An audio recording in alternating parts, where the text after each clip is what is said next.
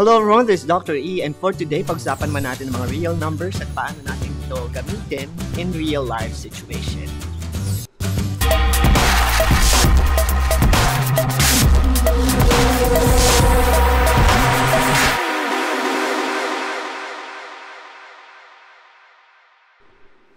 Ang real numbers, yan yung mga numbers natin na either positive or negative, whole numbers, decimals, fractions, numbers represented by radical form, at kung ano-ano pa. Yan ang gagamitin natin sa ating lesson natin for today. At yung mga real numbers na yan yung magiging examples natin para magamit yung mga basic mathematics operation and also properties of equation na gagamitin natin sa pag-solve ng mga algebra problems natin today. So, umpisahan natin sa pag-identify ng mga words or terms na ginagamit natin sa algebra, tulad ng opposite or additive inverse. So, according to definition, two numbers that are the same distance from zero but lie on opposite sides of zero are called opposites or additive inverses of each other, provided by that notation. At napakalaga ng mga words at mga terms na ginagamit natin sa mathematics dahil dito natin na-develop yung ating confidence when it comes to answering problems, especially word problems sa algebra.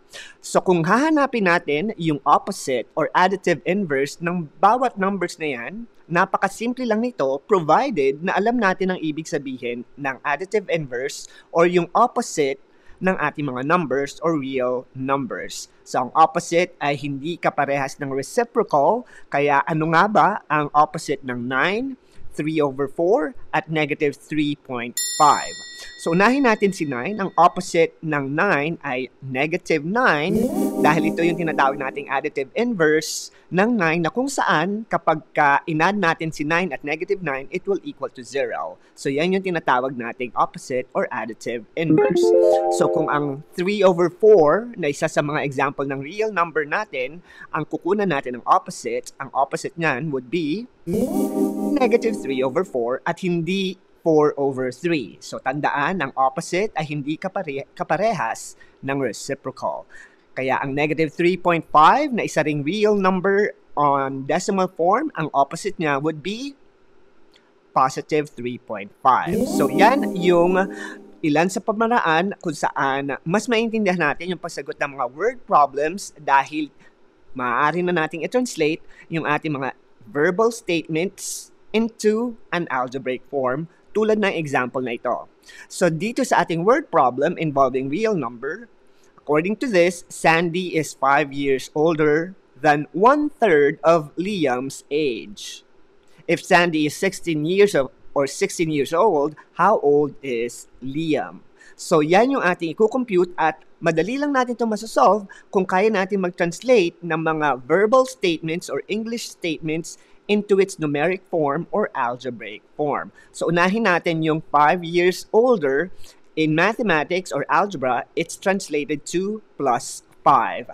At yung next statement natin na 1/3 of Liam's age, translated naman siya sa 1/3 times Liam or yung ating tinutukoy dito sa word problem na ito. So, 1/3 Liam or 1/3 L. At isa pa sa statement na kailangan nating pagtuunan ng pansin ay yung Sandy's age is 16 years old. So, 16 years old si Sandy, kaya ito yung magiging equation natin gamit yung ating expression na 1/3 L plus 5, which is yung description ng age ni Liam. So, paano natin ito itatranslate in algebraic form? Ito yung isa sa pinakamahalaga na kailangan nating matutunan sa algebra. So, meron tayong hinahanap na age. So, how old is Liam if Sandy is 16 years old? At ano nga ba ang edad ni Liam? Ang edad ni Liam ay given by this expression. 1/3 ng age ni Liam plus 5 ang description ng edad ni Liam. So, according to the statement, si Sandy ay 16 years old. So, i-equate natin yung age ni Liam or yung description ng age ni Liam doon sa edad ni Sandy na 16 years old. So we have 1/3 L plus 5 equals 16. Wherein yung L, yan yung edad ni Liam. So, using algebra, we can now use the property of equation na kung saan isa-subtract natin si 5 on both sides.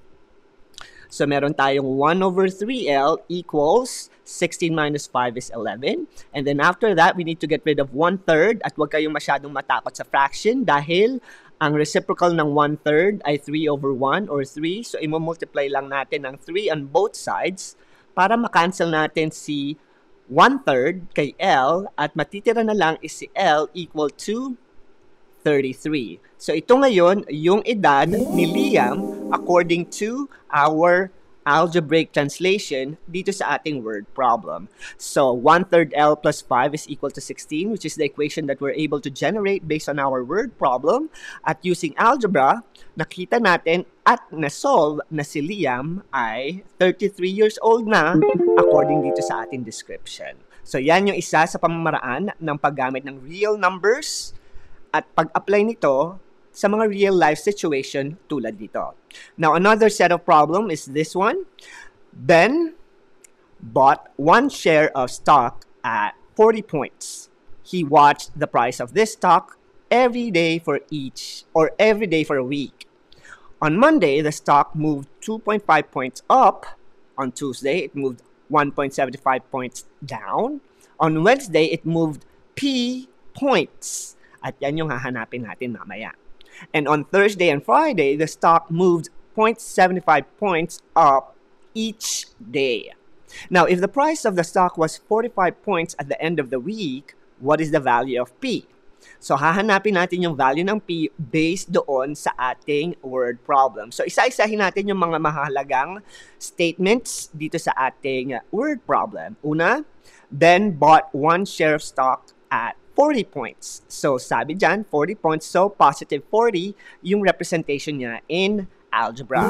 Ang susunod na statement, on Monday, the stock moved 2.5 points up. So, plus 2.5 yung magiging translation niyan in mathematics. On Tuesday, it moved 1.75 points down. So, subtraction naman yan, 1 or negative 1.75.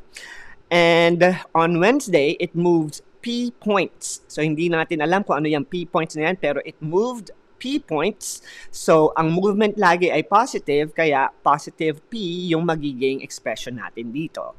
And yung statement natin na next ay on Thursday and Friday, the stock moved 0.75 points up each day. So, since dalawang araw na yan, Thursday and Friday, pwede nating i-represent yung statement na yan into its algebraic form, which is 2 times 0.75.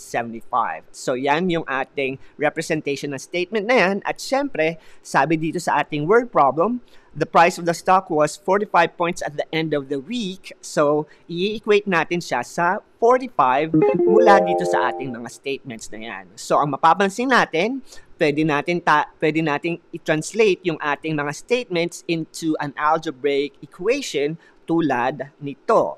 So, ito ngayon yung ating algebraic equation na isosolve natin using isa sa mga popular na operations natin sa mathematics, ang order of operation.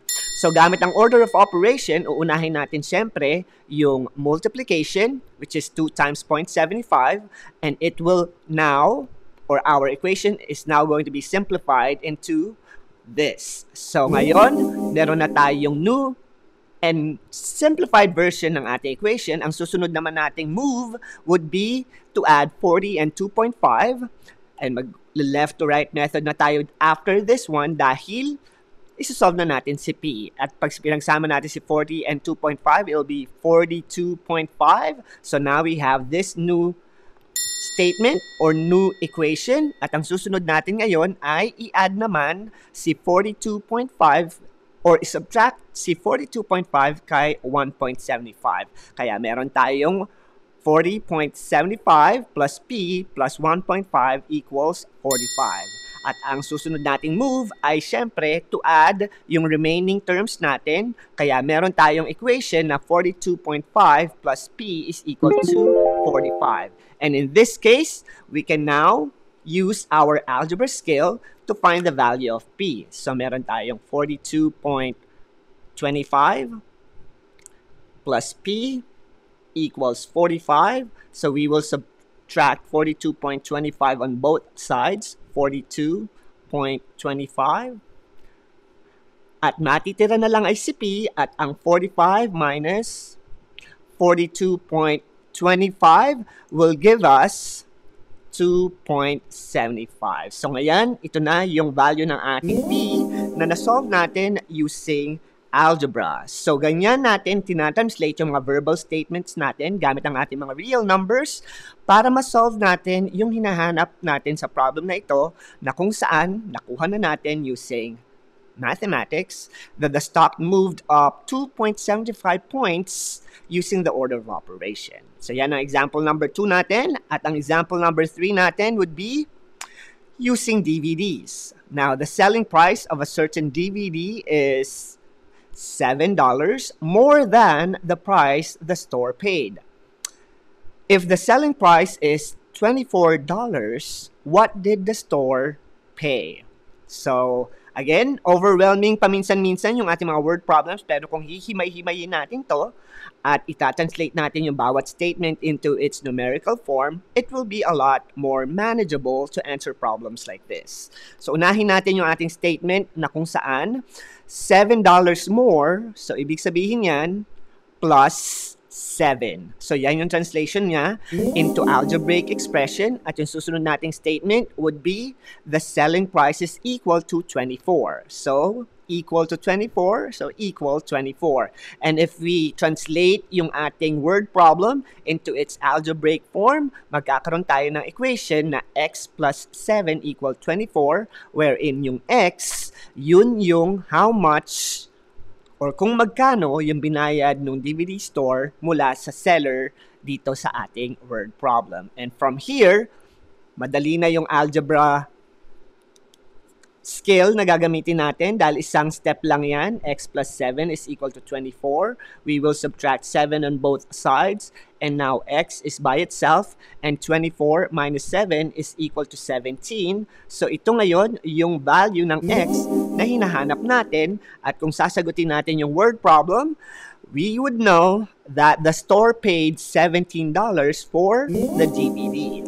At yan yung mga examples natin kung saan gumagamit tayo ng mga real numbers sa ating mga word problems. At ang mga real numbers na yan, yan yung mga decimal numbers, fractions, at positive and negative numbers na ginagamitan ng mga mathematical operations na ginagamit natin sa algebra. Kaya ang ating number bender challenge for the day, so comment it down below. Narda needs to save $146 for a trip. She has $35 in her savings account. She saves $15.75 each week, and she also has to spend $15 to buy a present for a friend. Now, how many weeks will Narda need to save to have enough for this trip? At yan ang inyong number bender challenge for the day. At ang lesson natin ng real numbers and how to use it in real life. Tandaan natin na in real life, hindi mga whole numbers at positive numbers lang ang ginagamit natin. Minsan, gumagamit tayo ng decimals. Kadalasan, gumagamit tayo ng fractions. And being able to work with problems using different set of numbers as early as practicing algebra problems ay makakatulong sa atin para mas maunawaan natin ang pagsagot ng mga math problems, hindi lang sa algebra, hanggang sa calculus. This is Dr. E, and see you again next time. Bye!